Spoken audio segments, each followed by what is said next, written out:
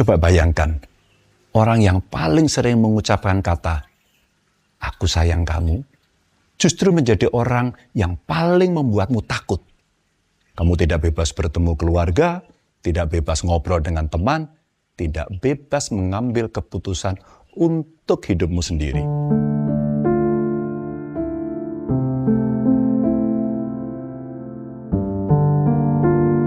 Udah kita amankan. Atas nama siapa? Topik siapa? Sendiri. Kasus yang baru-baru ini menggemparkan publik adalah kasus seorang perempuan berusia kira-kira 29 tahun yang ada di Bandung yang menjadi korban penyekapan dan penganiayaan selama 3 tahun. 3 tahun oleh kekasihnya sendiri. Bahkan ia kerap disekap di kamar yang pintunya dikunci dari luar. Korban hilang kontak sejak 2023 dan baru ditemukan pada Juni 2026 dalam kondisi yang sangat memprihatinkan. Polisi menduga korban mengalami kekerasan psikologis berkepanjangan, penganiayaan dengan tangan kosong, benda tumpul hingga senjata tajam. Salah satu matanya, bahkan disebut sudah tidak dapat berfungsi lagi. Sementara mata lainnya memiliki kemungkinan kecil untuk pulih. Ketika berita ini mencuat ke publik, banyak orang berkomentar, bagaimana mungkin seorang bisa bertahan dalam hubungan asmara selama itu? Kenapa tidak kabur? Kenapa masih bertahan? Kenapa tidak minta tolong? Itu pertanyaan-pertanyaan yang terdengar hiruk-pikuk di dunia media sosial. Dan itu terdengar seperti seolah-olah sederhana saja. Tapi bagi korban toxic relationship, kenyataannya jauh lebih rumit daripada yang terlihat dari luar. Pertanyaan yang lebih penting sebenarnya adalah bagaimana hubungan yang awalnya disebut cinta bisa berubah menjadi ruang penyiksaan. Memang, tidak semua toxic relationship berakhir seburuk kasus yang ada di Bandung itu. Tapi hampir semua hubungan toksik memiliki pola yang 11-12, mirip. Hubungan toksik itu tidak langsung datang dalam bentuk kekerasan. Datangnya pelan-pelan, kadang dimulai dari kalimat yang terdengar romantis. Aku cuma gak mau kehilangan kamu. Romantis kan? Aku cuma khawatir sama kamu. Seperti sok perhatian. Atau aku cuma gak suka kalau kamu dekat sama dia. Lama-lama perhatian berubah menjadi pengawasan. Pengawasan berubah menjadi kontrol, dan kontrol berubah menjadi penjara yang tidak terlihat. Setelah itu datang manipulasi, muncul ancaman emosional, ada penghinaan hingga kekerasan yang semakin sulit dihentikan. Kasus di Bandung itu menjadi salah satu potret kondisi kesehatan mental generasi remaja kita.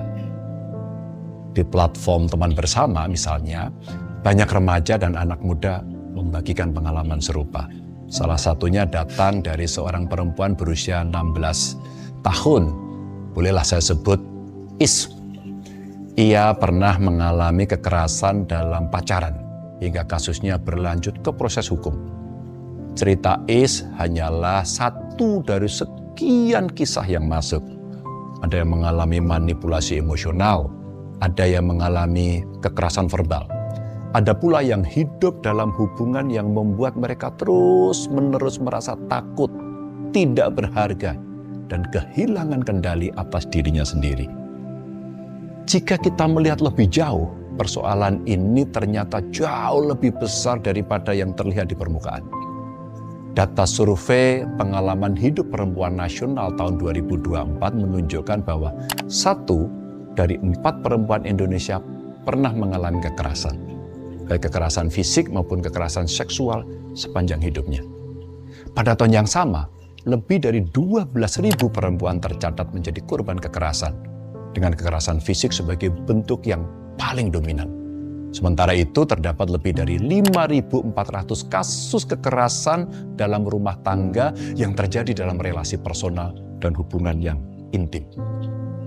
Angka-angka ini mengingatkan kita bahwa hubungan yang tidak sehat bukanlah kasus langka, Bisa terjadi pada teman, saudara, tetangga, bahkan mungkin pada diri kita sendiri. Masalahnya, banyak orang masih menganggap bahwa toxic relationship hanya sebatas drama percintaan anak muda. Padahal dampaknya jauh lebih serius.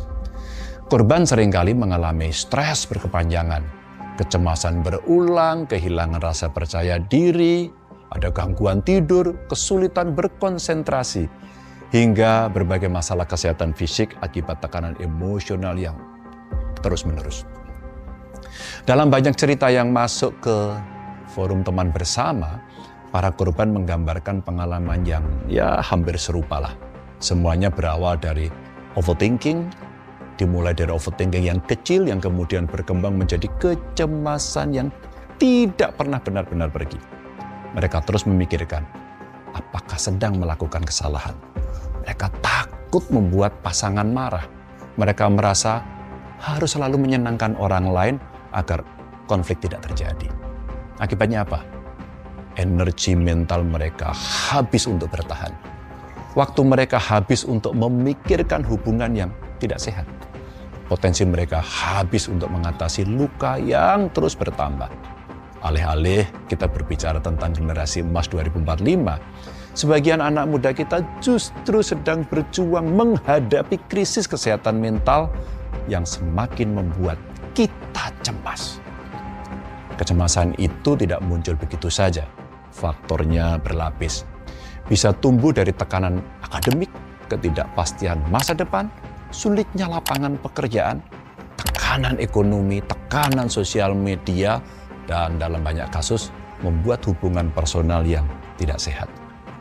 Mengutip dari data Populix melalui survei Popol terhadap kurang lebih 6.446 responden pada Januari 2026 lalu, data menunjukkan bahwa 68% responden pernah mengalami kekerasan verbal dalam hubungan personal mereka.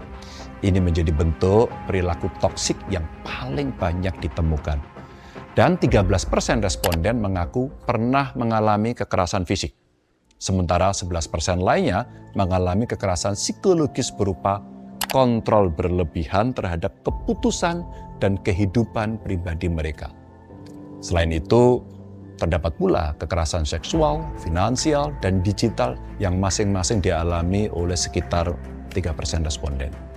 Dan data ini menunjukkan bahwa toxic relationship bukan cuma istilah yang ramai di TikTok, di Threads, atau X. Ini bukan sekedar drama percintaan kok.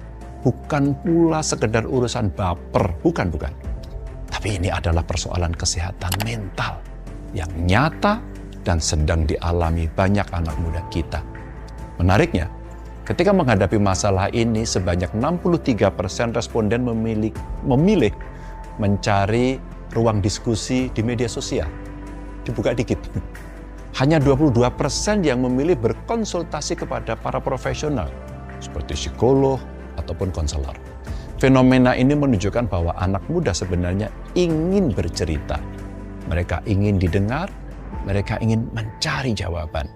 Namun seringkali mereka tidak tahu harus mencari bantuan kemana, atau takut mendapatkan stigma dari lingkungan sekitar. Jadi, apa sebenarnya yang bisa kita lakukan untuk kawan-kawan semua? Mungkin jawabannya bukan langsung memutuskan hubungan pada saat itu juga. Karena kita tahu keluar dari hubungan yang manipulatif tidak semudah balik telapak tangan. Tapi langkah pertama selalu dimulai dari kesadaran.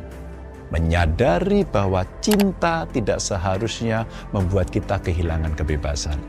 Menyadari bahwa perhatian beda banget dengan kontrol. Menyadari bahwa rasa sayang tidak pernah menjadi alasan untuk menyakiti. Yang kedua, perlunya literasi tentang hubungan sehat. Sebagaimana kita belajar tentang kesehatan fisik, kita juga perlu belajar tentang kesehatan relasi. Kenali konsep boundaries atau batasan diri. Pahami hak-hak dasar dalam sebuah hubungan. Setiap orang berhak memiliki ruang pribadi, berhak memiliki pendapat dan kebebasan untuk menentukan pilihan hidupnya. Dan yang ketiga, jangan menunggu sampai situasi menjadi ekstrim. hubungan toksik seringkali tumbuh seperti tanaman yang merambat. Awalnya sih kecil ya, dan tampak ya tidak berbahaya. Namun jika dibiarkan, ia bisa melilit dan membatasi seluruh ruang gerak kita.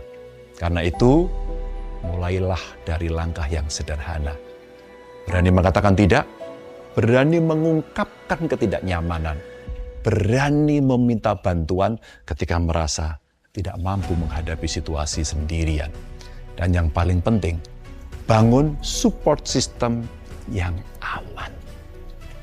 Banyak korban tetap bertahan bukan karena lemah, tetapi karena mereka sendirian. Karena itu, kelilingi diri dengan teman, keluarga, komunitas, atau profesional yang mampu mendengarkan tanpa menghakimi. Sebab keluar dari hubungan yang manipulatif seringkali bukan soal keberanian sesaat, melainkan proses panjang yang membutuhkan dukungan dari banyak orang. Pada akhirnya, cinta yang sehat tidak membuat kita kehilangan diri sendiri. Cinta yang sehat tidak membuat kita hidup dalam ketakutan. Dan cinta yang sehat tidak memaksa kita memilih antara kebahagiaan orang lain atau kesehatan mental kita sendiri.